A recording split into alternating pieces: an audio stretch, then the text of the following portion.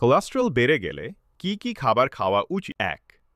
Oats dahlia brown rice. Fibre বেশি থাকায় খারাপ কোলেস্টেরল এলডিএল কমাতে সাহায্য করে। ২. সবুজ শাকসবজি যেমন পালং শাক, লাউ, করলা, ঢেঁড়স এগুলো রক্ত পরিষ্কার রাখতে সাহায্য করে। ৩. ফলের মধ্যে আপেল, কমলা, আঙুর, পেয়ারা, আমলকি এগুলোতে অ্যান্টিঅক্সিডেন্ট ও ফাইবার রয়েছে। ৪. বাদামের মধ্যে কাঠবাদাম, আখরোট, পিস্তাচিও পরিমাণ মতো খেলে উপকার। ৫. মাছের মধ্যে বিশেষ করে রুই, কাতলা, ইলিশ, টুনা, স্যামন এগুলোতে ওমেগা-3 ফ্যাটি অ্যাসিড থাকে। ৬. অলিভ অয়েল, সরিষার তেল পরিমাণ মতো ভালো ফ্যাট সরবরাহ করে, হার্টের জন্য ভালো। ৭.